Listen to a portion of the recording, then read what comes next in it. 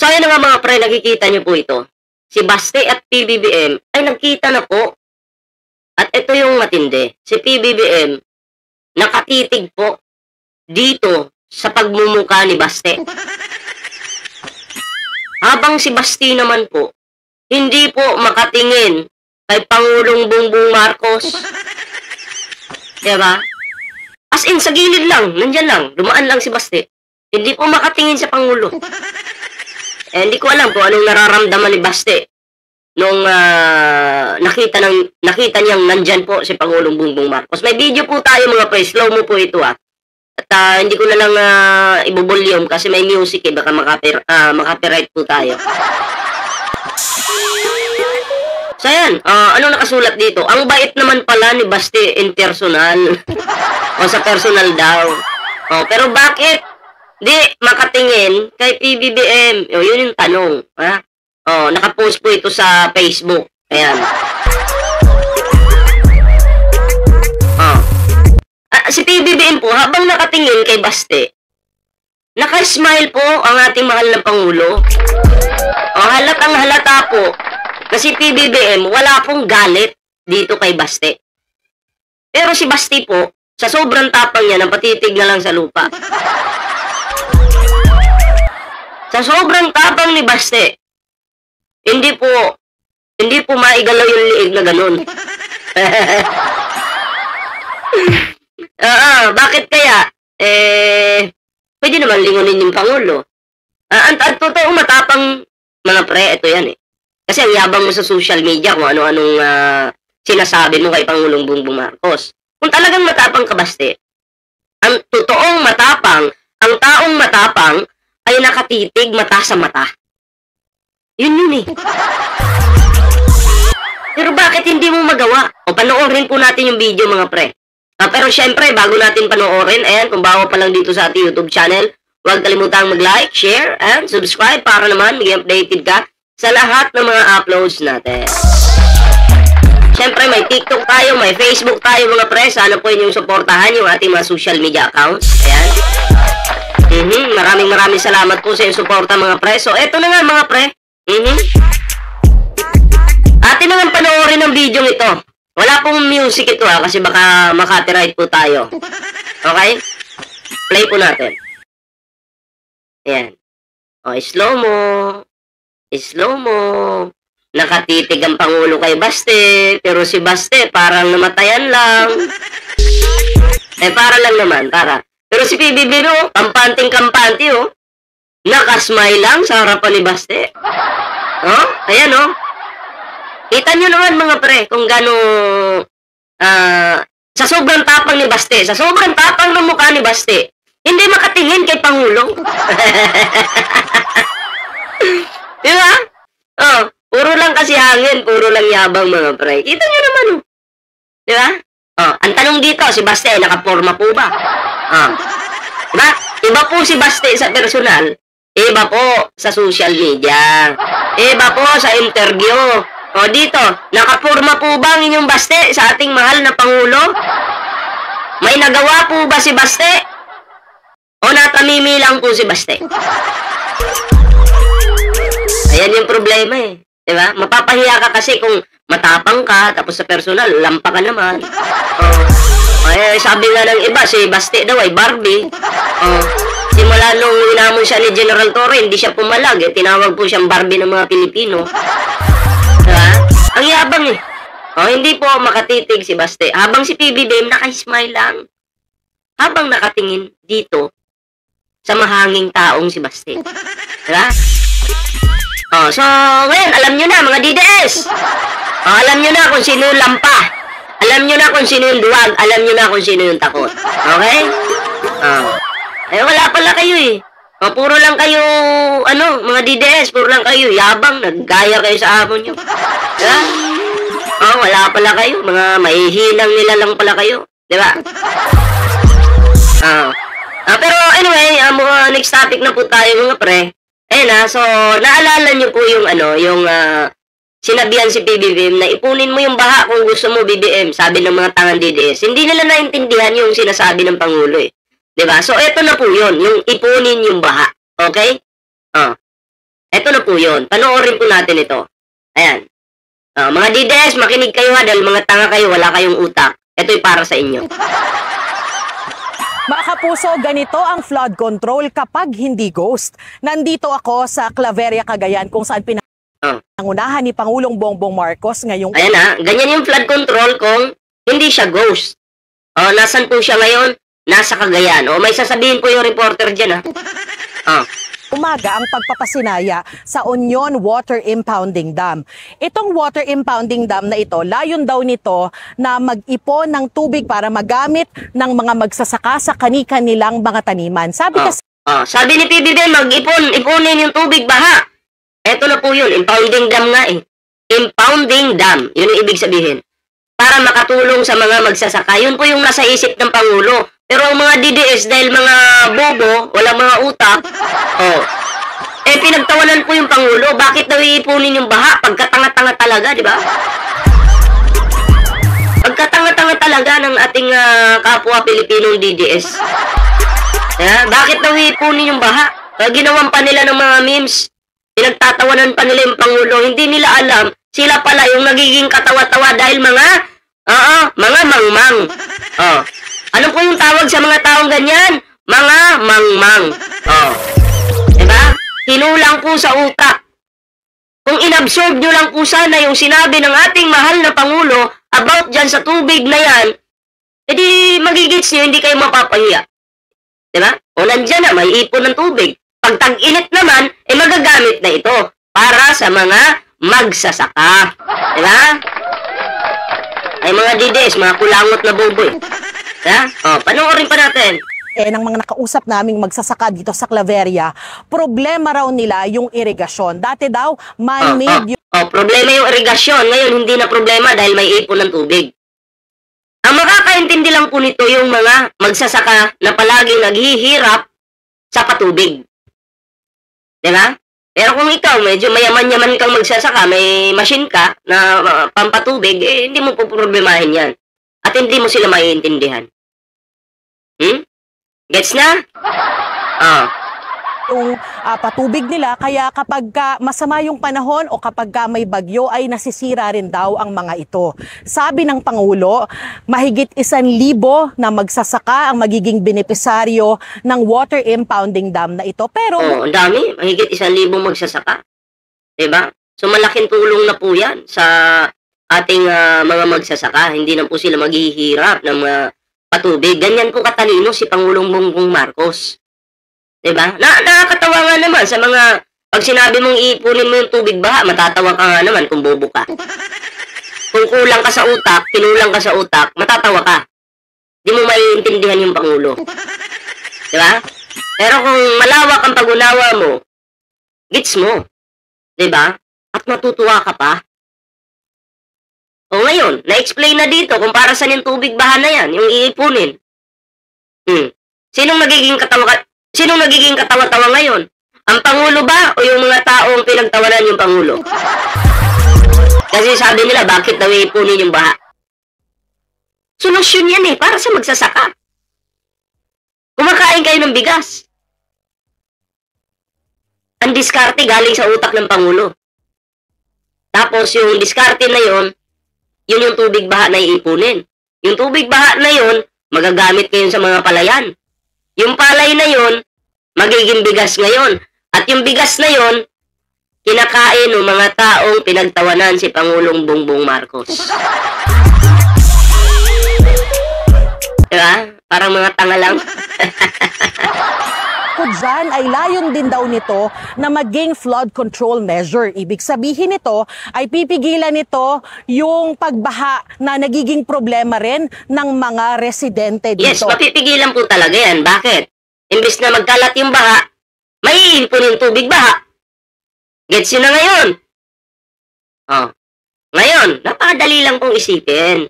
Kung hindi ka mangmang. Diba? 750 million pesos yung ginastos na pondo ng pamahalaan dito. Pinagsanib na proyekto ito ng NIA at ng DPWH. At bukod dito ay ibinida rin ng Pangulo yung iba pang mga programa sa mga magsasaka gaya ng ayuda na Oh, yun yung ayaw ng mga Duterte, yung ayuda. sa mga Oh, ayaw nila yung ayuda. Balik natin, ha. Ayaw nila yung ayuda. Bakit? Imbis na ipapamigay pa ng yung ayuda, wag na lang daw. Puro na lang daw ayuda. Tapos sa mga Duterte, pa-travel-travel lang. Milyon-milyon yung ginagastos. Saan kaya napunta yung ayuda? Sa pamasahe? Pa-travel-travel nila? Nagtatanong lang naman. Tanong lang naman. Saan kaya napupunta yung mga ayuda na yun? Imbis ipamigay sa mga mahihirap, pan-travel na lang ba? Hindi, tanong lang yun, Walang masama doon. Nakagaya ng ayuda na tigsa 10,000 piso para doon sa mga nalugi ng mababang presyo ng palay kamakailan lang. Mamimigay rin daw ang pamahalaan ng kasi yung palay umabot ng 8 eh. Ang palaging kawawa po magsasaka at ang palaging panalo, yung buyer po ng palay. Bakit? Maraming palay ngayon. Eto maraming palay ngayon. Sana may batas po tayong ganun. Huwag nang bumagsak ng ganun kababa yung palay. Diba? Lugi naman po eh. May palay ngayon. Anihan na. Pag anihan na, bagsak presyo kasi anihan eh. Bibilhin ngayon ng 10 yung per kilo ng palay. Okay? Nung ubos na yung palay, nabili na ng buyer, ano mangyayari? Magtataas na sila ng presyo. Diba? Magtataas na sila ng presyo, yung mga buyer na yan. Pag nagtaas ng presyo, ang panalo po yung buyer, ang kawawa yung magsasaka. Siyempre, may community din po yung mga buyer na yan. May community din, nagkakaisa din sila. Malay natin, may mga GC, kung ano bang, saan ba sila nagkakaroon ng communication. Nag-uusap-usap din. Pataas na natin ito kasi ubos na yung palay ng magsasaka. Nabili na natin. Di taas na natin. Alam ko may hahabol pa paunti-unti, pero kaunti na lang yan. Gets niya yun? So, dapat sana gawan ito ng batas ng ating gobyerno na hindi na sana bumagsak pa ng napakaliit yung... Kasi kawawa yung magsasaka. Diba? Makinarya at iba pang sasakyan sa mga magsasaka at nangako rin siya ng rice processing center sa mga magsasaka ng Cagayan.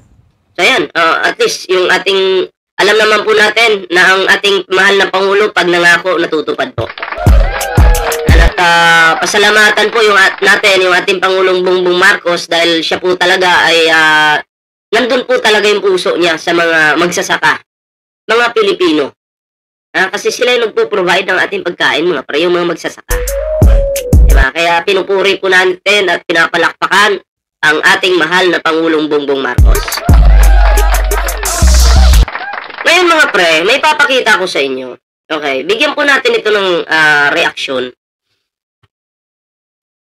Itong si Atty. Pulpol, sorry. Si Atty. Guanzon ay nagpakitang gilas na naman, nagbida-bida na naman po. Okay? Bigyan ko lang ito ng reaction Okay. Pakita ko po. Basahin po natin ito, yung kanyang banat kay Pangulong Bongbong Marcos. Okay. Sabi niya dito, utang ka ng utang, BBM. Utang na loob. Tapos kinukurakot lang ninyo ng pinsan mo. Huwag kang maghugas ng kamay na hindi ka kasali dito, BBM.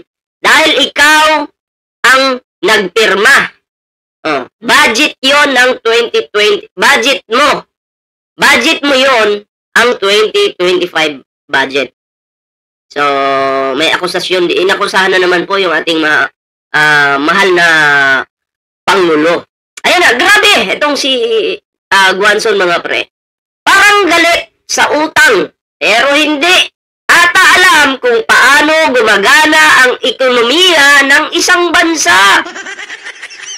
Kung hindi mangungutang, saan kaya kukuha ng pondo para sa proyekto? Tulong sa taong bayan. Paano na yan? Saan kukuha?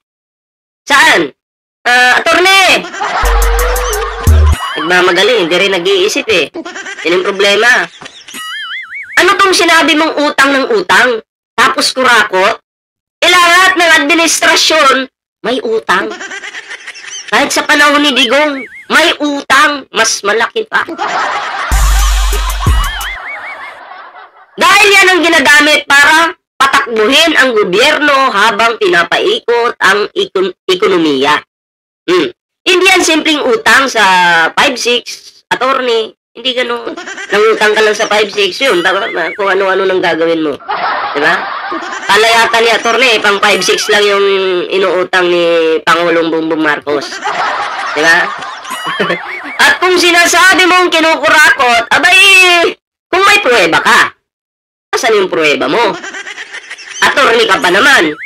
Kung wala kang pruweba, anong tawag sa'yo? Attorney Pulpul. O, kaya kung may ebidensya ka, ilabas mo na. Diba? Hindi yung puro ka lang salita dyan. Ang totoong attorney na magaling, yung may ebidensya palaging na ipipresenta kapag siya ay bumabanat, yun yung attorney magaling. Pero yung attorney bobo, yung akusa lang ng akusa, wala namang mailabas na ebidensya. Diba? Kaya, maniniwala ako sa'yo, attorney, papaniwalaan kita, promise, kung may ebidensya kang mailalabas. Kasi attorney kay, hindi naman pwedeng, ka lang, magbibigay ka lang ng opinion. Attorney ka, paganahin mo yung nalalaman mo. Oh, kasi attorney ka. Kailangan namin ng ebidensya. Pakita mo. Diba? Asan yung pruweba? Meron ba? Meron bang pruweba? Wala. Hindi ko maintindihan dito kay attorney kung talaga bang galit lang siya or anti-corruption ba ito or galit lang talaga sa mga Marcos. Oh. Kasi puro salita ka lang sa social media. Yun yung katotohanan dyan. Pero minsan, wala kang matibay na ebidensya. Parang gusto lang manghila pababa ng gobyernong gumagalaw para paangatin yung ating bansa. Tanong ko lang, attorney, inggit ka ba sa administrasyon? Magaling kasi si PBBM, ano? Hindi mo matanggap yung pagiging magaling ng ating mahal na Pangulo? Bakit ganun? Bakit hindi mo matanggap? Utang daw ng utang si PBBM, pero tingnan mo. Oh, may infrastructure. Oh, may ayuda, may reforma. Oh, kung yan ay bunga ng utang, di sana lahat ng utang ganito. Diba? Oh, bakit naman ang tunay na problema hindi yung utang? Oh, kundi yung mga taong ayaw umangat ang Pilipinas kapag Marcos ang gumagawa ng paraan para iangat yung ating bansa. Oh. Diba? Masakit ba sa inyo na mag-apat na taon pa lang si PBBM pero yung bansa natin ay talagang napaangat po ni PBBM? Hindi po ba kayo masaya? Hindi kasi nagawa yan ng ng Dutay admin. Oh, dikit lang kasi ng dikit kay Michael Yang. Oh, alam naman natin, kilala natin si Michael Yang. Diba? Yan yung pinupuri nila. Yung dumidikit kay Michael Yang. Sa mga, na yan, pulboronic na tao. Oh, sa mga nagpapakalat ng pulboron dito sa ating bansa.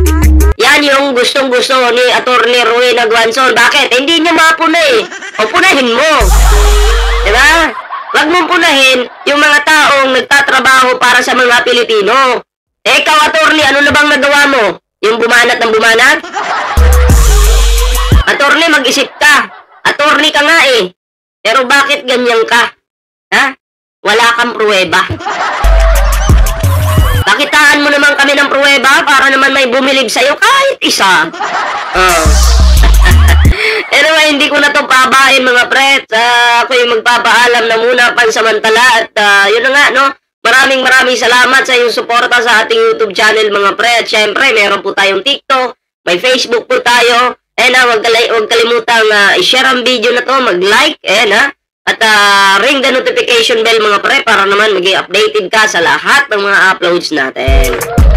At syempre mga pre, syempre, Sa mga bagong subscribers, pasalamatan po natin. Ayun, maraming salamat po ha sa mga bagong sumusuporta sa ating YouTube channel. Ingat po kayo lahat at kita-kits po tayo sa susunod na video.